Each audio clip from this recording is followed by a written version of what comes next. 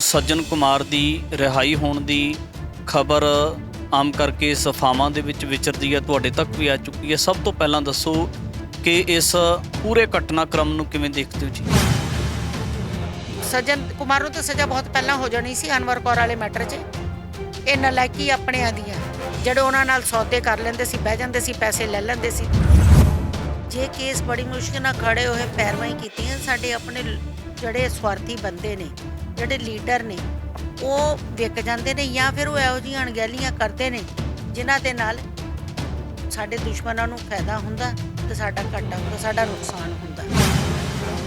ਪਹਿਲਾਂ ਮੈਂ ਕਹਿੰਦੀ ਅਕਾਲੀ ਦਲ ਪਹਿਲਾਂ ਸਾਨੂੰ ਅੱਜ ਤੱਕ ਬੇਵਕੂਫ ਬਣਾਉਂਦਾ ਰਿਹਾ ਕਿ ਵੀ ਅਸੀਂ ਕੇਸ ਲੜ ਰਹੇ, ਅਸੀਂ ਕਰੇ 84 ਦੀ ਲੜਾਈ ਲੜ ਰਹੇ ਹਾਂ। ਸਾਡੇ ਨਾਲ ਜੇ ਵਕੀਲ ਉੱਠਦੇ ਨੇ, ਵਕੀਲ ਕਹਿੰਦੇ ਜੀ ਮੈਂ 84 ਦੀ ਲੜਾਈ ਲੜੀ, ਮੈਂ 84 ਦੀ ਲੜਾਈ ਲੜੀ। ਜੇ ਤੁਸੀਂ ਇੰਨੇ ਹੈਗੇ ਸੀ ਲੜੇ, ਫਿਰ ਇੰਨੇ ਸਾਲ ਸਾਡੇ ਕਿਉਂ ਲੱਗ ਗਏ? ਕਿਉਂ ਨਹੀਂ? ਜਦੋਂ ਤੁਸੀਂ ਵੋਟਾਂ ਸਾਡੇ ਨਾਂ ਦੀਆਂ ਲੈਂਦੇ, ਸਭ ਕੁਝ ਕਰਦੇ ਹੋ, ਤੇ ਤੁਹਾਨੂੰ ਕੀ ਗੱਲ ਵਕੀਲ ਨਹੀਂ ਤੁਸੀਂ ਚੱਜ ਦੇ ਖੜੇ ਕਰ ਸਕਦੇ?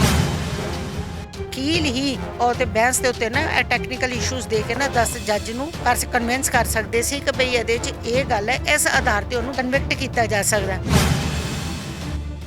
ਜੂਨੀਅਰ ਵਕੀਲ ਹੈਗਾ ਜਿਹਨੂੰ ਕੋਈ ਨੌਲੇਜ ਵੀ ਨਹੀਂ ਹੈ, ਗੁਰਬਖਸ਼ ਵਕੀਲ ਹੈ ਨਾ, ਦਿੱਲੀ ਕਮੇਟੀ ਵਾਲਿਆਂ ਨੇ ਖੜਾ ਕੀਤਾ ਹੋਇਆ, ਜਿਹਨੂੰ ਕੋਈ ਪਤਾ ਨਹੀਂ ਹੈਗਾ। ਔਰ ਉਹਨੇ ਜਦੋਂ ਫਾਈਨਲ ਆਰਗੂਮੈਂਟਸ ਵੀ ਜਿਹੜੇ ਤੇ ਹੁਣ ਗੁਰਬਖਸ਼ ਨੂੰ ਕੋਈ ਪੁੱਛਿਆ ਜਾਵੇ ਕਿ ਤੂੰ ਕਿੱਦਾਂ ਦੇ ਆਰਗੂਮੈਂਟਸ ਦਿੱਤੇ ਸੀ, ਕਿਸੇ ਨੂੰ ਦਿਖਾਏ ਸੀ, ਕੀ ਲਿਖਿਆ, ਕੀ ਗਵਾਹਾਂ ਨੂੰ ਸਮਝਾਇਆ ਸੀ?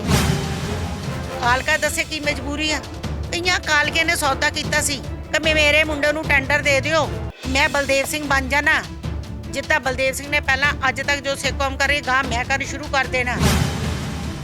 ਆਗੂ ਮਨਜਿੰਦਰ ਸਿੰਘ ਸਿਰਸਾ ਕਹਿੰਦੇ ਨੇ ਮੈਂ ਬਾਦਲਾਂ ਦਾ ਪੱਲਾ ਇਸ ਕਰਕੇ ਛੱਡਿਆ, ਬੀਜੇਪੀ ਨੂੰ ਇਸ ਕਰਕੇ ਜੁਆਇਨ ਕੀਤਾ, ਮੈਂ ਜਿਹੜੇ ਸਿੱਖਾਂ ਦੇ ਵੱਡੇ ਮਸਲੇ ਨੇ ਮੈਂ ਉਹਨਾਂ ਨੂੰ ਹੱਲ ਕਰਾਉਣਾ। ਖਾਸ ਕਰ ਨਵੰਬਰ 84 ਦਾ ਜ਼ਿਕਰ ਕਰਦੇ ਸੀ। ਫਿਰ ਇਹ ਜਿਹੜੇ ਦਾਅਵੇ ਸੀ ਇਹ ਗੁੰਮਰਾਹ ਕੌਣ ਸੀਗੇ? ਦੱਸੋ ਕਿਹੜਾ ਮੁੱਦਾ ਹੱਲ ਕੀਤਾ? ਹੱਲ ਕਈਆਂ ਸਿਰਫ ਸਾਨੂੰ ਯੂਜ਼ ਕਰਕੇ, ਜੋ ਪਹਿਲਾਂ ਅਕਾਲੀ ਦਲ ਕਰਦੇ ਰਹੋ ਉਹ ਵੀ ਤੁਸੀਂ ਕੀਤਾ, ਤੇ ਹੁਣ ਤੁਸੀਂ ਸਾਨੂੰ ਆਪਣਾ ਕਰਕੇ ਤੁਸੀਂ ਈਡੀ ਦੇ ਆਪਣੇ ਪਰਚੇ ਖਤਮ ਕਰਾਏ।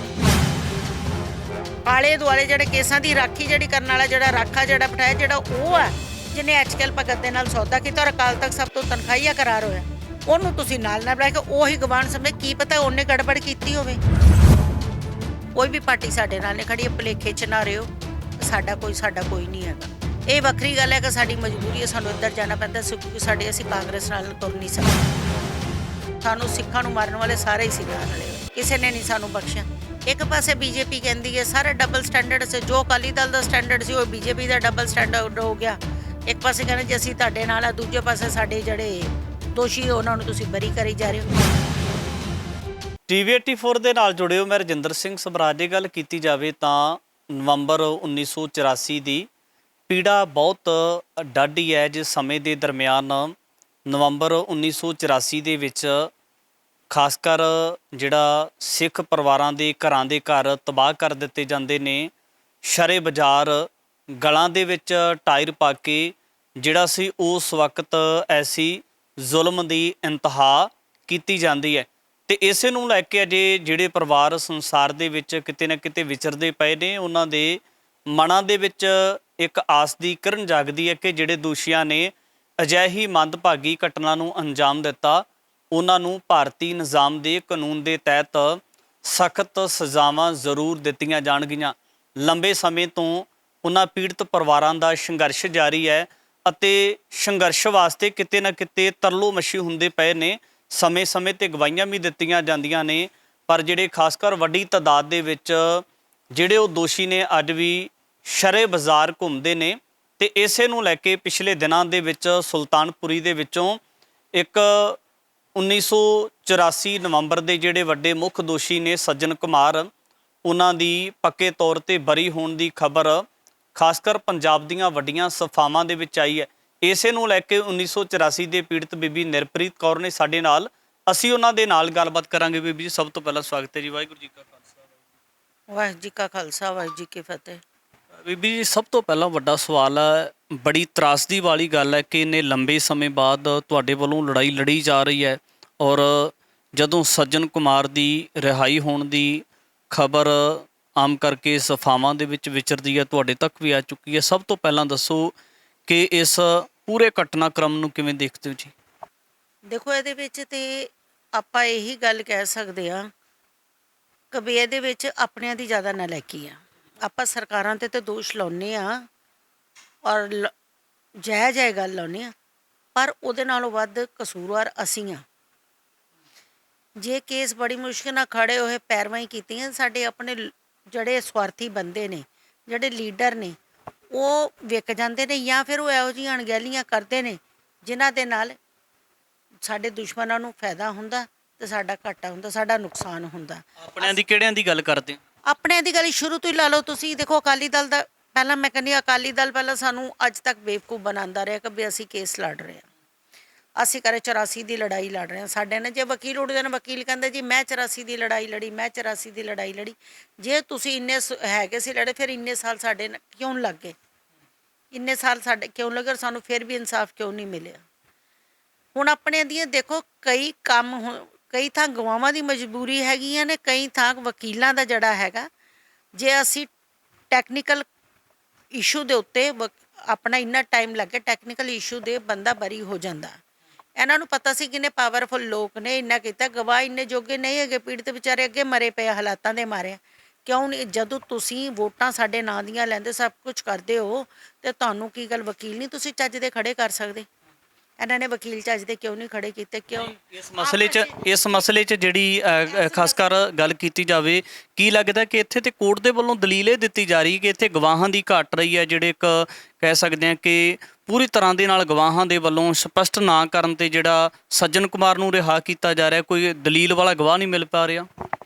ਇਹ ਗੱਲ ਬਿਲਕੁਲ ਗਲਤ ਹੈ। ਦੇਖੋ ਉਹਨਾਂ ਨੂੰ ਜਦੋਂ ਬਹਿਸ ਹੁੰਦੀ ਆ ਨਾ, ਉਹ ਜੇ ਬਹਿਸ ਤਗੜੀ ਹੋਵੇ ਨਾ, ਫਿਰ ਉਹੀ ਕਰ ਸਕਦੇ ਵਕੀਲ ਹੀ। ਉਹ ਤੇ ਬਹਿਸ ਦੇ ਉੱਤੇ ਨਾ ਟੈਕਨੀਕਲ ਇਸ਼ੂਜ਼ ਦੇ ਕੇ ਨਾ 10 ਜੱਜ ਨੂੰ ਕਨਵਿੰਸ ਕਰ ਸਕਦੇ ਸੀ ਕਿ ਬਈ ਇਹਦੇ 'ਚ ਇਹ ਗੱਲ ਹੈ, ਇਸ ਆਧਾਰ 'ਤੇ ਉਹਨੂੰ ਕਨਵਿਕਟ ਕੀਤਾ ਜਾ ਸਕਦਾ। ਜਦ ਤੁਹਾਡੇ ਵਕੀਲ ਨਹੀਂ ਤਗੜੇ ਨਹੀਂ, ਉਸ ਤਰ੍ਹਾਂ ਨਿੱਕਾ ਜਿਹਾ ਜੂਨੀਅਰ ਵਕੀਲ ਹੈਗਾ ਜਿਹਨੂੰ ਕੋਈ ਨੌਲੇਜ ਵੀ ਨਹੀਂ ਹੈ, ਗੁਰਬਖਸ਼ ਵਕੀਲ ਇਹਨਾਂ ਦਿੱਲੀ ਕਮੇਟੀ ਵਾਲਿਆਂ ਨੇ ਖੜਾ ਕੀਤਾ ਹੋਇਆ, ਜਿਹਨੂੰ ਕੋਈ ਪਤਾ ਨਹੀਂ ਹੈਗਾ, ਉਹੀ ਸਾਰਾ ਕੀ ਉਹੀ ਲੜ ਰਿਹਾ ਕੇਸ ਹੈ, ਔਰ ਉਹਨੂੰ ਪਤਾ ਨਹੀਂ ਹੈਗਾ ਕੁਛ ਵੀ ਕੇਸ ਦਾ। ਔਰ ਉਹਨੇ ਜਦੋਂ ਫਾਈਨਲ ਆਰਗੂਮੈਂਟਸ ਵੀ ਜਿਹੜੇ, ਤੇ ਹੁਣ ਗੁਰਬਖਸ਼ ਨੂੰ ਕੋਈ ਪੁੱਛਿਆ ਜਾਵੇ ਕਿ ਤੂੰ ਕਿੱਦਾਂ ਦੇ ਆਰਗੂਮੈਂਟਸ ਦਿੱਤੇ ਸੀ, ਕਿਸੇ ਨੂੰ ਦਿਖਾਏ ਸੀ, ਕੀ ਲਿਖਿਆ, ਕੀ ਗਵਾਹਾਂ ਨੂੰ ਸਮਝਾਇਆ ਸੀ? ਕਿਉਂਕਿ ਇਸ ਗੱਲ ਨੂੰ ਦੇਖੋ ਹਰ ਗਈ, ਈਵਨ ਪੁਲਿਸ ਵੀ ਜਦੋਂ ਫੜਦੀ ਹੈ, ਪੁਲਿਸ ਵੀ ਬਿਆਨ ਇੱਕ ਵਾਰੀ ਪੜ੍ਹਾਉਂਦੀ ਆ, ਗਵਾਹੀ ਦਵਾਉਂਦੇ, ਗਵਾਹ ਨੂੰ ਪੜ੍ਹਾਉਂਦੇ ਕਿ ਵੀ ਇਹ ਦੇਖ ਲਓ, ਤੈਨੂੰ ਨੌਲੇਜ ਨਹੀਂ ਵੀ ਉੱਤੇ ਇਹ ਲਿਖਿਆ ਹੋਇਆ। ਸੇਮ ਸਾਡੇ ਵਿੱਚ ਹੈ ਕਿ ਸਾਡੇ ਸੀਬੀਆਈ ਦੇ ਲਾਇਰ ਨੇ ਕਿ ਆਪਾਂ ਕੱਲ੍ਹ ਸੀਬੀਆਈ ਦੇ ਲਾਇਰ ਨੂੰ ਵੀ ਚਾਹੀਦਾ ਸੀ, ਸੀਬੀਆਈ ਦਾ ਲਾਇਰ ਨਹੀਂ ਪਹੁੰਚਾਇਆ। ਤਾਂ ਜਦ ਤੁਸੀਂ ਆਪਣੇ ਵਿਕਟਮ ਨੇ ਲਾਇਰ ਖੜੇ, ਦਿੱਲੀ ਕਮੇਟੀ ਨੇ ਖੜਾ ਕੀਤਾ ਸੀ, ਕੀ ਕਰਦੇ ਰਹੇ? ਕੀ ਪੜ੍ਹਾਇਆ ਤੁਸੀਂ ਗਵਾਹਾਂ ਨੂੰ? ਕੀ ਕਾਰਨ ਸੀ ਜਿਹੜੇ ਗਵਾਹ ਦੀ ਕਮਜ਼ੋਰੀ ਉੱਥੇ ਸ਼ੋ ਹੋਈ ਹੈ ਕਿ ਵੀ ਗਵਾਹ ਦਾ ਜਿਹੜਾ ਦੱਸਿਆ ਕਿ ਵੀ ਇਹ ਸ਼ੱਕ ਦੇ ਆਧਾਰ 'ਤੇ ਵੀ ਇਹਨਾਂ ਨੂੰ ਰਿਲਾਇਬਲ ਵਿਟਨੈਸ ਨਹੀਂ ਹੈ। ਕਿਹੜੀ ਗੱਲੋਂ ਰਿਲਾਇਬਲ ਵਿਟਨੈਸ ਨਹੀਂ ਸੀ? ਹੁਣੇ ਵਕੀਲ ਦੱਸੇ, ਗੁਰਬਖਸ਼ ਸਿੰਘ ਦੱਸੇ ਕਿ ਵੀ ਕੀ ਕਾਰਨ ਹੈ, ਕੌਮ ਨੂੰ ਦੱਸੇ। ਦੂਸਰੀ ਗੱਲ ਹੈਗੀ ਨਾਲਾਇਕੀ ਹੈ ਕਿ ਵੀ ਮੈਂ ਤਾਂ ਕਹਿੰਦੀ ਇੱਕ ਗੱਲ, ਮੈਂ ਤਾਂ ਸਿਰਸਾ ਸਾਹਿਬ ਨੂੰ ਇੱਕ ਸਵਾਲ ਪੁੱਛਣਾ ਚਾਹੁੰਦੀ ਹਾਂ, ਮਨਜਿੰਦਰ ਸਿੰਘ ਸਿਰਸਾ ਨੂੰ।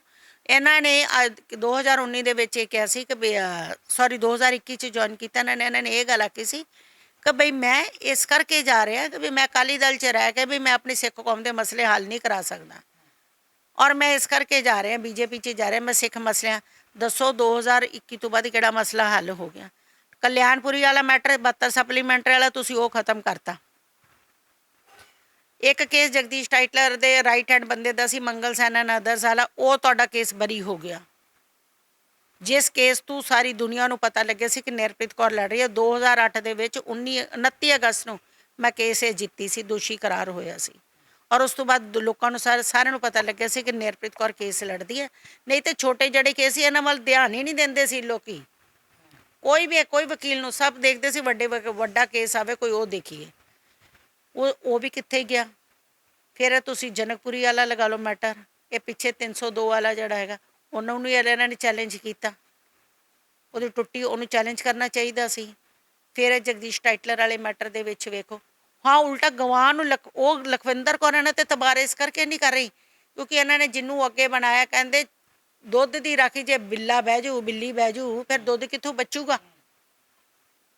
ਜਦ ਤੁਸੀਂ ਕੇਸਾਂ ਦੇ ਆਲੇ ਦੁਆਲੇ ਜਿਹੜੇ ਕੇਸਾਂ ਦੀ ਰਾਖੀ ਜਿਹੜੀ ਕਰਨ ਵਾਲਾ ਜਿਹੜਾ ਰਾਖਾ ਜਿਹੜਾ ਬਿਠਾਇਆ, ਜਿਹੜਾ ਉਹ ਹੈ ਜਿਹਨੇ ਐਚਕੇਐਲ ਭਗਤ ਦੇ ਨਾਲ ਸੌਦਾ ਕੀਤਾ ਔਰ ਅਕਾਲ ਤਖਤ ਸਾਹਿਬ ਤੋਂ ਤਨਖਾਹੀਆ ਕਰਾਰ ਹੋਇਆ, ਉਹਨੂੰ ਤੁਸੀਂ ਨਾਲ ਬੁਲਾ ਕੇ ਉਹੀ ਗਵਾਨ ਸਮਝੇ, ਕੀ ਪਤਾ ਉਹਨੇ ਗੜਬੜ ਕੀਤੀ ਹੋਵੇ। ਇਹ ਤਾਂ ਹੁਣ ਹੈ ਨਾ, ਇਹੀ ਦੱਸ ਸਕਦੇ ਆ। ਕਾਲਕਾ ਦੱਸੇ ਕੀ ਮਜਬੂਰੀ ਆ। ਕਈਆਂ ਕਾਲਕੇ ਨੇ ਸੌਦਾ ਕੀਤਾ ਸੀ ਕਿ ਮੇਰੇ ਮੁੰਡੇ ਨੂੰ ਟੈਂਡਰ ਦੇ ਦਿਓ, ਮੈਂ ਬਲਦੇਵ ਸਿੰਘ ਬਣ ਜਾਣਾ। ਜਿੱਦਾਂ ਬਲਦੇਵ ਸਿੰਘ ਨੇ ਪਹਿਲਾਂ ਅੱਜ ਤੱਕ ਜੋ ਸਿੱਖ ਕੌਮ ਕਰ ਰਹੀ ਗਾਂ ਮੈਂ ਕਰਨ ਸ਼ੁਰੂ ਕਰ ਦੇਣਾ, ਤੇ ਤੁਸੀਂ ਗਵਾਹ ਕਰੋ ਤੇ ਆਪੋਜੀਸ਼ਨ ਨਾ ਕਰ ਲਿਆ ਹੋਏ ਤੇ ਬਈ ਇਹ ਬਰੀ ਹੋ ਜਾਣ। ਸੌਦੇਬਾਜ਼ੀਆਂ ਹੋਈਆਂ ਸਾਰੀਆਂ ਅੱਜ ਤੱਕ 84 ਦੇ ਚ ਹੋਇਆ ਕੀ ਹੈ, ਸ਼ੁਰੂ ਤੋਂ ਸੌਦੇਬਾਜ਼ੀ ਹੁੰਦੀ ਰਹੀ ਹੈ। ਐਚਕੇਐਲ ਭਗਤ ਵਾਲੇ ਕੇਸ 'ਚ ਸੌਦੇਬਾਜ਼ੀ ਹੋਈ ਆ। ਪਹਿਲਾਂ ਜਿਹੜਾ matter C Anwar Kaur and others ਵਾਲਾ ਸੀ, ਜਿਹੜਾ ਹੈਗਾ ਸੀ ਅਨੇਕ ਕੌਰ ਵਾਲਾ, ਜਿਹਦੇ 'ਚ ਅਨਵਰ ਕੌਰ ਸੀ ਜਿਹੜਾ ਹੌਸਟਾਈਲ, ਜਿਹੜੇ ਉਹ ਗਵਾਹ ਮੁੱਕਰ ਗਏ ਸੀ, ਔਰ ਜਿਹਦੇ 'ਚ ਸੱਜਣ ਕੁਮਾਰ ਨੂੰ ਤਾਂ ਸਜ਼ਾ ਬਹੁਤ ਪਹਿਲਾਂ ਹੋ ਜਾਣੀ ਸੀ। ਅਨਵਰ ਕੌਰ ਵਾਲੇ ਮੈਟਰ 'ਚ ਇਹ ਨਲਾਇਕੀ ਆਪਣਿਆਂ ਦੀਆਂ, ਜਿਹੜੇ ਉਹਨਾਂ ਨਾਲ ਸੌਦੇ ਕਰ ਲੈਂਦੇ ਸੀ, ਬਹਿ ਜਾਂਦੇ ਸੀ, ਪੈਸੇ ਲੈ ਲੈਂਦੇ ਸੀ, ਤੇ ਫਿਰ ਸਾਡੀਆਂ ਕਮਜ਼ੋਰੀਆਂ ਦੱਸ ਕੇ, ਮਜਬੂਰੀਆਂ ਉਹਨਾਂ ਨੂੰ ਦੱਸ ਕੇ ਤੇ ਉਹਨਾਂ ਨੂੰ ਕਰ ਲਿਆ। ਭਾਜਪਾ ਆਗੂ ਮਨਜਿੰਦਰ ਸਿੰਘ ਸਿਰਸਾ ਕਹਿੰਦੇ ਨੇ, ਮੈਂ ਬਾਦਲਾਂ ਦਾ ਪੱਲਾ ਇਸ ਕਰਕੇ ਛੱਡਿਆ, ਬੀਜੇਪੀ ਨੂੰ ਇਸ ਕਰਕੇ ਜੁਆਇਨ ਕੀਤਾ, ਮੈਂ ਜਿਹੜੇ ਸਿੱਖਾਂ ਦੇ ਵੱਡੇ ਮਸਲੇ ਨੇ ਮੈਂ ਉਹਨਾਂ ਨੂੰ ਹੱਲ ਕਰਾਉਣਾ। ਖਾਸ ਕਰ ਨਵੰਬਰ 84 ਦਾ ਜ਼ਿਕਰ ਕਰਦੇ ਸੀ। ਫਿਰ ਇਹ ਜਿਹੜੇ ਦਾਅਵੇ ਸੀ ਇਹ ਗੁੰਮਰਾਹਕੁਨ ਸੀਗੇ। ਦੇਖੋ ਇਹ ਤੇ ਮਨਜਿੰਦਰ ਸਿੰਘ ਸਿਰਸਾ ਨੂੰ ਪੁੱਛੋ, ਮੈਂ ਵੀ ਉਹਨਾਂ ਨੂੰ ਸਵਾਲ ਕਰਦੀ ਹਾਂ, ਦੱਸੋ ਕਿਹੜਾ ਮੁੱਦਾ ਹੱਲ ਕੀਤਾ। ਹੱਲ ਕਈਆਂ ਸਿਰਫ ਸਾਨੂੰ ਯੂਜ਼ ਕਰਕੇ, ਜੋ ਪਹਿਲਾਂ ਅਕਾਲੀ ਦਲ ਕਰਦੇ ਰਹੋ ਉਹ ਵੀ ਤੁਸੀਂ ਕੀਤਾ, ਤੇ ਹੁਣ ਤੁਸੀਂ ਸਾਨੂੰ ਆਪਣਾ ਕਰਕੇ ਤੁਸੀਂ ਈਡੀ ਦੇ ਆਪਣੇ ਪਰਚੇ ਖਤਮ ਕਰਾਏ ਨੇ, ਤੇ ਤੁਹਾਨੂੰ ਸੀਟ ਮਿਲ ਗਈ ਹੈ, ਤੁਸੀਂ ਨੈਸ਼ਨਲ ਦੇ ਉਹ ਬਣ ਗਏ ਹੋ, ਤੇ ਤੁਹਾਨੂੰ ਹੁਣ ਸਿੱਖ ਕੌਮ ਨਾਲ ਤੁਹਾਨੂੰ ਕੋਈ ਮਤਲਬ ਨਹੀਂ। ਕਾਲਕਾ ਪ੍ਰਧਾਨ ਬਣਿਆ, ਕਾਲਕਾ ਪ੍ਰਧਾਨ ਬਣ ਕੇ ਇਹਦਾ ਮਤਲਬ ਇਹਦੇ ਹੱਥ 'ਚ ਆ ਗਿਆ, ਇਹਨੇ ਵਕੀਲ ਨਹੀਂ ਕੀਤੇ, ਇਹਨੇ ਵੀ ਇਹੀ ਸੌਦਾ ਕੀਤਾ ਹੋਣਾ ਕਿ ਵੀ ਮੈਂ ਤੇ ਬੀਜੇਪੀ ਨੂੰ ਇਹ ਸਵਾਲ ਪੁੱਛਦੀ ਹਾਂ ਕਿ ਜੇ ਤੁਹਾਡੇ ਬਿਲਕੁਲ ਵਾਕਈ 'ਚ ਤੁਸੀਂ ਪੀੜਤਾਂ ਦੇ ਨਾਲ ਖੜੇ ਹੋ, ਫਿਰ ਤੁਹਾਡੀ ਇਹਨਾਂ ਨਾਲ ਕੀ ਮਜਬੂਰੀ ਸੀ ਇਹਨਾਂ ਨੂੰ ਕਰਨਾ ਸੀ? ਇਹਨਾਂ ਨੇ ਫਿਰ ਤੁਹਾਡੇ ਨਾਲ ਸੌਦੇ ਕੀਤੇ ਹੋਣੇ, ਤਾਂ ਹੀ ਇਹ ਕਰਕੇ ਵੀ ਬਰੀ ਹੋ ਗਏ ਨੇ। ਬੀਬੀ ਜੀ, ਇੱਕ ਮੈਂ ਸਾਂਝਾ ਜਿਹਾ ਸਵਾਲ ਕਰ ਦਿੰਦਾ। ਜਿਸ ਤਰੀਕੇ ਦੇ ਨਾਲ ਜਿਹੜੇ ਤੁਹਾਡੇ ਪਰਿਵਾਰ ਦਾ ਜਦੋਂ ਜ਼ਿਕਰ ਹੁੰਦਾ ਤਾਂ ਬਹੁਤ ਵੱਡਾ ਦੁਖਾਂਤ ਹੈ ਕਿ ਆਪਣੇ ਪਰਿਵਾਰ ਦੇ ਮੈਂਬਰਾਂ ਨੂੰ ਆਪਣੀਆਂ ਅੱਖਾਂ ਦੇ ਸਾਹਮਣੇ ਜਲਦੇ ਹੋਏ, ਗਲਾਂ ਦੇ ਵਿੱਚ ਟਾਇਰ ਪੈਂਦੇ ਹੋਏ ਤੱਕਣਾ। ਪਰ ਦੂਜੇ ਪਾਸੇ ਗੱਲ ਕੀਤੀ ਜਾਵੇ, ਜਿਹੜੇ ਲੋਕਾਂ ਨੇ ਤੁਹਾਡੇ ਪਰਿਵਾਰ ਦਾ ਇਸ ਤਰੀਕੇ ਦੇ ਨਾਲ ਉਜਾੜਾ ਕਰਨ ਦੇ ਯਤਨ ਕੀਤੇ, ਪਰ ਦੂਜੇ ਪਾਸੇ ਇੱਕ ਪਾਸੇ ਉਹ ਤਾਂ ਸ਼ਰੇਆਮ ਘੁੰਮ ਰਹੇ ਨੇ, ਪਰ ਦੂਜੇ ਪਾਸੇ ਜਿਹੜੇ ਬੰਦੀ ਸਿੰਘ ਨੇ ਜਿਨ੍ਹਾਂ ਦੀਆਂ ਸਜ਼ਾਵਾਂ ਵੀ ਪੂਰੀਆਂ ਹੋ ਗਈਆਂ ਉਹ ਜੇਲ੍ਹਾਂ ਦੇ ਵਿੱਚ ਨੇ। ਇਹ ਤਮਾਮ ਜਿਹੜੀਆਂ ਦੋਨਾਂ ਚੀਜ਼ਾਂ ਨੂੰ, ਦੋਨਾਂ ਪੱਖਾਂ ਨੂੰ ਦੇਖ ਕੇ ਮਹਿਸੂਸ ਕੀ ਕਰਦੇ ਹੋ ਤੁਸੀਂ? ਦੇਖੋ, ਮੈਂ ਤੇ ਇਹ ਗੱਲ ਕਹਿਣੀ ਆ ਕਿ ਬਈ ਸਾਡੇ ਨਾਲ ਕੋਈ ਨਹੀਂ ਖੜਾ, ਕੋਈ ਵੀ ਪਾਰਟੀ ਸਾਡੇ ਨਾਲ ਨਹੀਂ ਖੜੀ। ਭੁਲੇਖੇ 'ਚ ਨਾ ਰਿਓ, ਸਾਡਾ ਕੋਈ ਨਹੀਂ ਹੈਗਾ। ਇਹ ਵੱਖਰੀ ਗੱਲ ਹੈ ਕਿ ਸਾਡੀ ਮਜਬੂਰੀ ਹੈ, ਸਾਨੂੰ ਇੱਧਰ ਜਾਣਾ ਪੈਂਦਾ ਕਿਉਂਕਿ ਅਸੀਂ ਕਾਂਗਰਸ ਨਾਲ ਤੁਰ ਨਹੀਂ ਸਕਦੇ, ਪਰ ਸਾਡੇ ਨਾਲ ਕੋਈ ਖੜਾ ਨਹੀਂ ਹੈਗਾ। ਮੈਂ ਤੇ ਕਹਿੰਦੀ ਹਾਂ ਸਿੱਖ ਜਿਹੜਾ ਹੈਗਾ ਸਿੱਖ ਵਰਸਸ ਅਦਰਸ ਹੈ ਨਾ, ਸਾਡੇ ਨਾਲ ਤਾਂ ਸਾਨੂੰ ਸਿੱਖਾਂ ਨੂੰ ਮਾਰਨ ਵਾਲੇ ਸਾਰੇ ਹੀ ਸੀ ਨਾਲ ਰਲੇ ਹੋਏ, ਕਿਸੇ ਨੇ ਨਹੀਂ ਸਾਨੂੰ ਬਖਸ਼ਿਆ। ਇੱਕ ਪਾਸੇ ਬੀਜੇਪੀ ਕਹਿੰਦੀ ਹੈ ਸਾਰੇ ਡਬਲ ਸਟੈਂਡਰਡ ਸੀ, ਜੋ ਅਕਾਲੀ ਦਲ ਦਾ ਸਟੈਂਡਰਡ ਸੀ ਉਹ ਬੀਜੇਪੀ ਦਾ ਡਬਲ ਸਟੈਂਡਰਡ ਹੋ ਗਿਆ। ਇੱਕ ਪਾਸੇ ਕਹਿੰਦੇ ਜੀ ਅਸੀਂ ਤੁਹਾਡੇ ਨਾਲ ਆ, ਦੂਜੇ ਪਾਸੇ ਸਾਡੇ ਜਿਹੜੇ ਦੋਸ਼ੀ ਉਹਨਾਂ ਨੂੰ ਤੁਸੀਂ ਬਰੀ ਕਰੀ ਜਾ ਰਹੇ ਹੋ। ਮੈਂ ਇੱਕ ਗੱਲ ਪੁੱਛਣੀ ਹੈ ਕਿ ਜਿਹੜੇ ਗੱਲ ਕਹਿੰਦੇ ਨੇ ਜਦੋਂ ਜੇ ਕਾਂਗਰਸ ਹੁੰਦੀ ਹੈ ਤਾਂ ਉਦੋਂ ਤਾਂ ਦੌੜ ਕੇ ਫਟਾਫਟ ਜੀ ਕਾਂਗਰਸ ਪਾਰਟੀ ਦੇ ਨਾਲ ਕਰਨਾ ਜੀ ਕਰਨਾ, ਉਹਦਾ ਘਰਾਓ ਕਰਨਾ। ਹੁਣ ਕਿਹਦੀ ਕੋਠੀ ਦਾ ਘਰਾਓ ਕਰਨਗੇ? ਹੁਣ ਕਿਉਂ ਚੁੱਪ ਬੈਠੇ ਨੇ? ਹੁਣ ਸੀਬੀਆਈ ਨੂੰ ਬਲੇਮ ਲੈਣਗੇ। ਸੀਬੀਆਈ ਕਿਹਦੀ ਹੈ? ਇਹਨਾਂ ਦੀ, ਸਰਕਾਰਾਂ ਦੀ ਹੈ। ਪਰ ਜੇ ਅਸੀਂ ਗੱਲ ਕਰਾਂਗੇ ਸਰਕਾਰਾਂ ਨੇ ਅੱਗੇ ਕਹਿਣਾ ਗਵਾਹ ਮੁੱਕਰ ਗਏ ਨੇ। ਗਵਾਹਾਂ ਨੇ ਕਿਹਾ ਗਵਾਹ ਤੁਹਾਡੇ ਪੈਸੇ ਲੈ ਕੇ ਬਹਿ ਜਾਂਦੇ ਨੇ। ਗਵਾਹਾਂ ਵਿਚਾਰਿਆਂ ਨੂੰ ਤਾਂ ਪਤਾ ਹੀ ਨਹੀਂ ਹੁੰਦਾ ਕਿ ਅਸੀਂ ਵਿਕ ਗਏ ਤੇ ਬਕਤ ਇਹ ਦਿੰਦੇ ਜਿਹੜੇ ਲੀਡਰ ਨਾਲ ਘੁੰਮਦੇ ਨੇ। ਇਹ ਨਲਾਇਕੀਆਂ ਨਾਲ, ਸਾਡੀਆਂ ਕਮਜ਼ੋਰੀਆਂ ਨਾਲ ਹੋਇਆ। ਜਿਹੜੇ ਲੜਨ ਵਾਲੇ ਉਹਨਾਂ ਨੂੰ ਤੇ ਕਰਦੇ ਆ, ਅਸੀਂ ਤਾਂ ਉਸ ਵੇਲੇ ਵੀ ਭੁਗਤੇ, ਅਸੀਂ ਤਾਂ ਹੁਣ ਤੱਕ ਭੁਗਤ ਰਹੇ ਹਾਂ। ਗਵਾਹਾਂ ਨੂੰ ਇਹ ਭੜਕਾਉਂਦੇ ਸੀ। ਗਵਾਹਾਂ ਨੂੰ ਕੀ ਗੱਲ ਹੈ, ਮੈਂ ਜਦ ਤੱਕ ਕੇਸ ਹੈ ਬਿਲਕੁਲ ਸਹੀ ਚੱਲ ਰਿਹਾ ਸੀ, ਮੈਂ ਜਦ ਤੱਕ ਨਾਲ ਸੀ, ਮੇਰੇ ਅੰਡਰ ਸੀ ਸਾਰੇ ਗਵਾਹ, ਕੁਛ ਨਹੀਂ ਹੋ ਰਿਹਾ ਸੀ। ਇਹਨਾਂ ਨੇ ਤਾਂ ਗਵਾਹਾਂ ਨੂੰ ਕਹਿਣਾ ਸ਼ੁਰੂ ਕਰਤਾ ਸੀ। ਸਾਡੇ ਨਾਲ ਚ ਉਹਨਾਂ 'ਤੇ ਪ੍ਰੈਸ਼ਰ ਪਾਉਂਦੇ ਸੀ, 10-10, 15-15। ਸ਼ੀਲਾ ਉਹਦੇ ਘਰ ਦੇ ਘਰ ਆਤਮਾ ਸਿੰਘ ਲੁਬਾਣਾ ਜਿਸ ਦਿਨ ਗਵਾਹੀ ਹੁੰਦੀ ਸੀ ਇੱਕ ਦਿਨ ਪਹਿਲਾਂ ਬੰਦੇ ਬਿਠਾ ਦਿੰਦਾ ਸੀ, 10-15 ਬੀਬੀਆਂ ਭੇਜ ਦਿੰਦਾ ਸੀ। ਆਤਮਾ ਸਿੰਘ ਲੁਬਾਣਾ ਹੈ ਕੌਣ? ਆਤਮਾ ਸਿੰਘ ਲੁਬਾਣਾ ਦਿੱਲੀ ਗੁਰਦੁਆਰਾ ਕਮੇਟੀ ਦਾ ਮੈਂਬਰ ਹੈ ਇਸ ਵੇਲੇ। ਉਹ ਸ਼ਖਸ ਹੈ ਜਿਸ ਨੇ ਐਚਕੇਐਲ ਭਗਤ ਦੇ ਨਾਲ ਸੌਦਾ ਕੀਤਾ, ਦਰਸ਼ਨ ਕੌਰ ਨੂੰ ਮਾਰਿਆ ਔਰ ਸਤਨਾਮੀ ਬਾਈ ਗਵਾਹੀ ਤੋਂ ਮੁਕਰੀ ਔਰ ਆਪਣਾ ਅਕਾਲ ਤਖਤ ਸਾਹਿਬ ਤੋਂ ਤਨਖਾਹੀਆ ਕਰਾਰ ਹੋਇਆ। ਅਕਾਲੀ ਦਲ ਦੀ ਵੀ ਮਜਬੂਰੀ ਸੀ ਆਤਮਾ ਸਿੰਘ ਲੁਬਾਣੇ ਨੂੰ ਰੱਖਣਾ। ਇਟ ਮੀਨਸ ਕਿ ਇਹਨਾਂ ਦੀ ਅੰਦਰੋਂ ਸਰਕਾਰਾਂ ਨਾਲ ਗੱਲਬਾਤ ਹੋਈ ਸੀ ਤਾਂ ਨਹੀਂ ਛੱਡਦੇ ਸੀ ਉਹਨੂੰ। ਤੇ ਹੁਣ ਸਿਰਸੇ ਹੋਣੇ ਨਹੀਂ ਛੱਡਦੇ, ਸਿਰਸੇ ਕਾਲਕੇ ਹੋਣੇ ਨਹੀਂ ਛੱਡਦੇ। ਜਦੋਂ ਸੱਜਣ ਕੁਮਾਰ ਦੀ ਗੱਲ ਆਉਂਦੀ ਹੈ ਤੇ ਖਾਸ ਕਰ ਪੰਜਾਬ ਦੀਆਂ ਜਾਂ ਪੰਥ ਦੀਆਂ ਵੱਡੀਆਂ ਧਿਰਾਂ ਦੇ ਵੱਲੋਂ ਸੱਜਣ ਕੁਮਾਰ ਨੂੰ ਸਿੱਖ ਨਸਲਕੁਸ਼ੀ ਨਵੰਬਰ ਨੂੰ ਲੈ ਕੇ ਕਟਹਿਰੇ ਦੇ ਵਿੱਚ ਖੜਾ ਕੀਤਾ ਜਾਂਦਾ ਹੈ, ਪਰ ਦੂਜੇ ਪਾਸੇ ਜਿਉਂ ਹੀ ਕੋਰਟ ਦਾ ਫਰਮਾਨ ਆ ਜਾਂਦਾ ਹੈ, ਬਰੀ ਕਰ ਦਿੱਤਾ ਜਾਂਦਾ ਹੈ ਤੇ ਪੰਜਾਬ ਦੀਆਂ ਜਿਹੜੀਆਂ ਪੰਥਕ ਧਿਰਾਂ ਦੇ ਵਿੱਚੋਂ ਸ੍ਰੀ ਅਕਾਲ ਤਖਤ ਸਾਹਿਬ ਨੂੰ ਸਰਵੋਤਮ ਮੰਨਿਆ ਜਾਂਦਾ ਹੈ। ਜਥੇਦਾਰ ਸਾਹਿਬ ਦੇ ਵੱਲੋਂ ਇਸ ਤਰ੍ਹਾਂ ਦੀ ਕੋਈ ਸਟੇਟਮੈਂਟ ਨਹੀਂ ਆਉਂਦੀ। ਕੀ ਮੰਨਦੇ ਹੋ ਇਹਨਾਂ ਤਮਾਮ ਸਾਰੀਆਂ ਚੀਜ਼ਾਂ ਨੂੰ? ਇਹ ਤੇ ਸਾਰੇ ਮੈਂ ਤਾਂ ਕਹਿੰਦੀ ਹਾਂ ਕਿ ਸਭ ਗੱਲਾਂ ਸਭ ਨੇ ਸਾਨੂੰ ਦੁਕਾਨਦਾਰੀ ਬਣਾਈ ਹੈ। ਅਸੀਂ ਇੱਕ ਦੁਕਾਨ ਹੈ ਤੇ ਸਾਡਾ ਉਹ ਕਰਦੇ, ਸਾਡਾ ਸੌਦੇਬਾਜ਼ੀ ਕਰਦੇ ਨੇ, ਕਿਸੇ ਨੂੰ ਕੋਈ ਸਾਡੇ ਨਾਲ ਹੈ ਨਹੀਂ।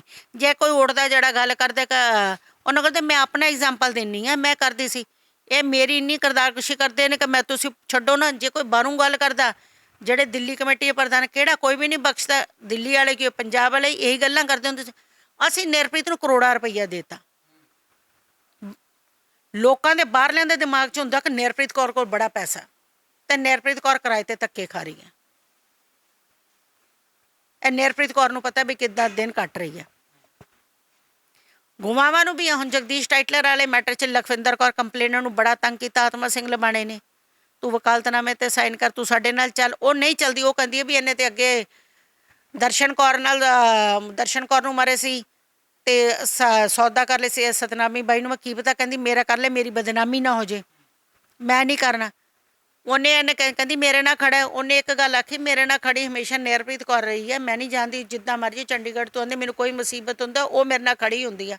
ਤੇ ਅੱਗੋਂ ਉਹਨੂੰ ਪਤਾ ਕੀ ਜਵਾਬ ਦਿੰਦੇ ਨੇ, ਉਹਨੂੰ ਇਹ ਕਹਿੰਦੇ ਅਰੇ ਨਿਰਪ੍ਰੀਤ ਕੌਰ ਨੂੰ ਤੇ ਅਸੀਂ ਕੱਢਿਆ, ਨਿਰਪ੍ਰੀਤ ਕੌਰ ਤੇ ਤੁਹਾਡੇ ਨਾਲ ਦਾ ਕਰੋੜਾਂ ਰੁਪਈਆ ਖਾ ਗਈ ਆ।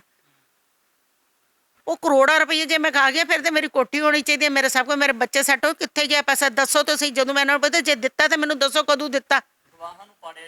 ਗਵਾਹਾਂ ਨੂੰ ਪਾੜ ਕੇ ਇਦਾਂ ਕਰਦੇ ਨੇ। ਭਵਿੱਖ 'ਚ ਇਨਸਾਫ ਦੀ ਉਮੀਦ ਹੈਗੀ ਕਿ ਜਿਹੜੇ ਲੋਕਾਂ ਨੇ ਸਿੱਖਾਂ ਦੀ ਨਵੰਬਰ 84 ਦੇ ਵਿੱਚ ਨਸਲਕੁਸ਼ੀ ਕੀਤੀ, ਉਹਨਾਂ ਨੂੰ ਕੋਈ ਸਖਤ ਸਜ਼ਾ ਮਿਲ ਸਕਦੀ ਹੈ? ਉਮੀਦ ਹੈ ਕੋਈ?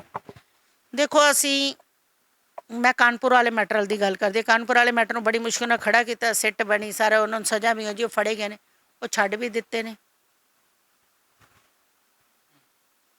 ਮੈਨੂੰ ਤੇ ਦੇਖੋ ਹੁਣ ਸੱਜਣ ਕੁਮਾਰ ਫ੍ਰੀ ਆ, 3 ਸਾਲ ਜਿਹੜੇ ਜੇਲ੍ਹ ਕੱਟ ਲੈਂਦਾ ਨਾ, ਉਸ ਤੋਂ ਬਾਅਦ ਨਾ ਸਰਕਾਰ ਗਵਰਨਮੈਂਟ ਨੇ ਇੱਕ ਬਣਾਇਆ ਕਿ ਅੱਛਾ ਉਹਦਾ ਆਚਰਨ ਦੱਸ ਕੇ ਤੇ ਉਹਨੂੰ ਛੁੱਟੀ ਮਿਲ ਜਾਂਦੀ ਆ। ਦੇਖ ਲੈਣਾ, ਉਹਨੂੰ ਛੁੱਟੀ ਵੀ ਮਿਲ ਜਾਏਗੀ। ਸਾਡੇ ਵਾਲੇ ਮੈਟਰ 'ਚ ਹੈ, ਦਿੱਲੀ ਕੈਂਟ ਵਾਲੇ ਸਾਡੇ ਵਾਲੇ ਮੈਟਰ 'ਚ ਅੰਦਰ ਹੈ, ਉਹ ਫਿਰ ਛੁੱਟੀ ਤੇ ਬਾਹਰ ਵੀ ਆ ਜਾਊਗਾ। ਜੇ ਹਾਲਾਤ ਇਦਾਂ ਦੇ ਰਹੇ ਤੇ ਇਹ ਫਿਰ ਸਾਡੇ ਨਾਲ ਇਨਸਾਫ ਕਿੱਥੋਂ? ਸਾਡੇ ਨਾਲ ਤਾਂ ਕੋਈ ਇਨਸਾਫ ਨਹੀਂ ਹੋ ਰਿਹਾ। ਨਵੰਬਰ 1984 ਦੇ ਪੀੜਤ ਬੀਬੀ ਨਿਰਪ੍ਰੀਤ ਕੌਰ ਦੇ ਨਾਲ ਗੱਲਬਾਤ ਕੀਤੀ ਹੈ ਤਾਂ ਉਹਨਾਂ ਨੇ ਦੱਸਿਆ ਕਿ ਕਿਸ ਤਰੀਕੇ ਦੇ ਨਾਲ ਜਿਹੜੇ ਕੁਝ ਅਖੌਤੀ ਆਗੂਆਂ ਦੇ ਵੱਲੋਂ ਜਿਹੜਾ ਗਵਾਹਾਂ ਦੀ ਦੁਰਵਰਤੋਂ ਕੀਤੀ ਜਾਂਦੀ ਹੈ, ਔਰ ਵੱਡੀ ਇੱਕ ਹੋਰ ਨੀਤੀ ਚੱਲੀ ਜਾਂਦੀ ਹੈ ਕਿ ਇੱਕ ਗਵਾਹ ਨੂੰ ਦੂਜੇ ਗਵਾਹ ਦੇ ਖਿਲਾਫ ਜਿਹੜਾ ਭੜਕਾਇਆ ਜਾਂਦਾ, ਤੇ ਕਿਤੇ ਨਾ ਕਿਤੇ ਪਾੜਾ ਪਾਉਣ ਦੇ ਜਿਹੜੇ ਕੁਝ ਯਤਨ ਨੇ ਉਹ ਨਿਰੰਤਰ ਇਹਨਾਂ ਲੋਕਾਂ ਦੇ ਵੱਲੋਂ ਕੀਤੇ ਜਾ ਰਹੇ ਨੇ। ਭਵਿੱਖ ਦੇ ਵਿੱਚ ਖਾਸ ਕਰ ਭਾਰਤੀ ਨਿਜ਼ਾਮ ਦੇ ਵਿੱਚ ਇਨਸਾਫ ਵਾਸਤੇ ਕਿਸ ਤਰੀਕੇ ਦੇ ਨਾਲ ਇਹ ਲੋਕ ਲੜਦੇ ਨਜ਼ਰ ਆਉਂਦੇ ਨੇ, ਕਦੋਂ ਤੱਕ ਕਿਹੜੇ ਦੋਸ਼ੀਆਂ ਦੇ ਵਿਰੁੱਧ ਕੀ ਕਾਰਵਾਈ ਹੋਵੇਗੀ, ਗੱਲਬਾਤ ਲੈ ਕੇ ਹਾਜ਼ਰ ਹੁੰਦੇ ਰਹਾਂਗੇ। ਧੰਨਵਾਦ।